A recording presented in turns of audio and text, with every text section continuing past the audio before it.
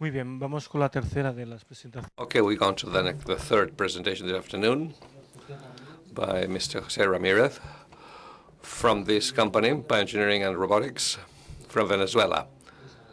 He'll be developing the myoelectric control artificial hand. I'm going to apologize because my paper is very long and I will be showing my slides very quickly. So this will be a fast PowerPoint. I come from Venezuela.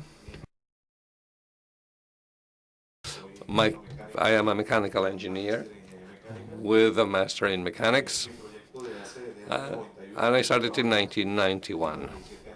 More than 17 years working on this myoelectrically controlled artificial hand.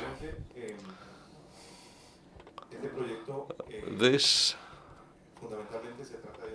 project is a prosthesis to replace a non-existing hand, an amputated hand. So we'll be looking at introduction, methodology, results, a videotape, 5 minutes, conclusions, a demo, and some projects under work in progress. We've already covered this ground. The electromyographic signal is produced in muscles when they contract.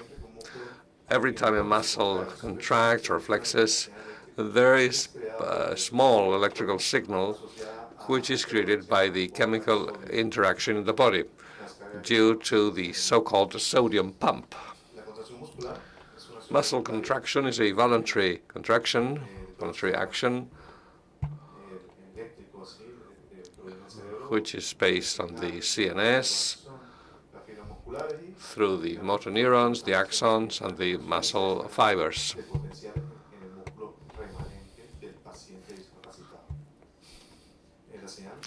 The EMG signal has already been covered. It is very irregular. You have to carry out thorough analysis to understand the signal, and it'll depend very much on each patient and the physical condition of each patient. This is potential which has been recorded from a patient from a healthy arm. This goes from 5 to 20 microvolts. The electric prosthesis picks up the EMG signal, processes it, and uses it as a control signal to move the prosthesis. Myo means muscle, in case you don't know. An amputee under the elbow may have muscles in the forearm which may be intact. So we've developed a prosthesis for patients who've suffered the loss of one or two hands because of trauma, with amputation of the forearm in the first proximal third under the elbow, including disabled people for other reasons. Levels of amputation. We see the wrist, the long amputation under the elbow, the short one, and the very short. We work in the short category of amputations here. This is what the elbow needs to exist. Patient evaluation. We look at the remaining muscle activity of the limb so that we can record the muscle activity. We do an electromyographic recording with surface leads, and we look at the voluntary muscle activity in the amputated limb. Here we see a few pictures of our patients. This girl, 4-year-old, she was born without the left arm. She comes from an area of Venezuela where there are already 4 cases. So it would seem as though this is a disorder which is generating disabilities for some reason in the area. We don't know. Chemicals or the water, who knows? The second picture is another girl. She lost her arm in a traffic accident. This is an army officer, lost an arm and leg through a grenade. This is a boy who lost his arm in a meat grinder. Another boy with a congenital loss. In this case, a crane ripped off part of the arm of this person. Another patient, a congenital loss of limb. This lady lost her arm in a sugar refinery. This is an executive, a minister. He was my patient, and he lost his arm in a grenade. He was a military officer. The loss of the right arm with a dynamite blast.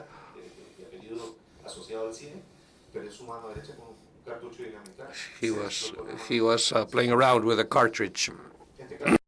Another case. He was cutting a high voltage cable with a simple pair of pliers.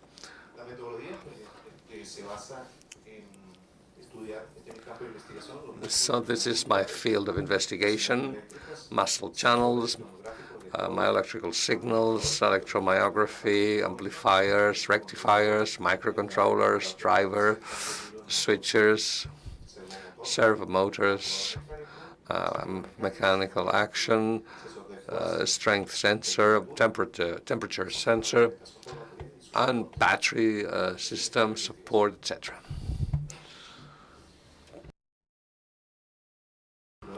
For electromyographic sensors, we have disposable surface leads placed on the muscle, directly on the skin.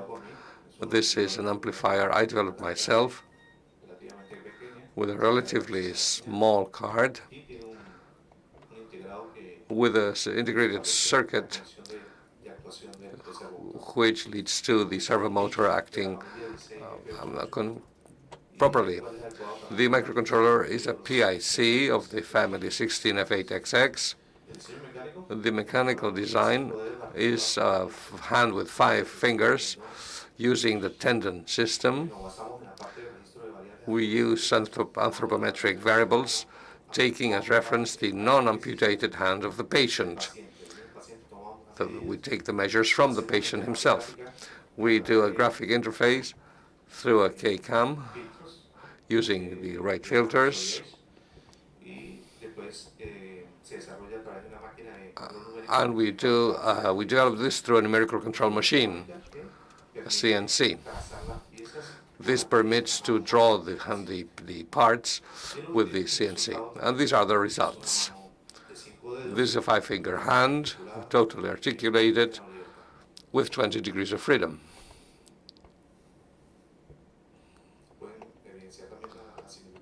You can see the similarity of this hand with the natural hand of the patient. We see the electronic servo motor with robotic applications, with a high torque, small dimensions. The glove I developed myself, it's a cosmetic latex glove, a bit difficult to manufacture. To achieve the right texture similar to a human hand isn't so easy, in order to decrease the psychological impact for the patient. This is a prototype. This is one of my patients, David. 7 years ago, he lost his arm in a meat grinder, and this is him showing his artificial hand. We see the similarity with the other hand. He can do many movements, and this is the final result, the prototype of artificial hand. The battery system, the whole thing is lodged in a container to house the battery using a Velcro system. Some recent work is replacing the battery system. Now we use one single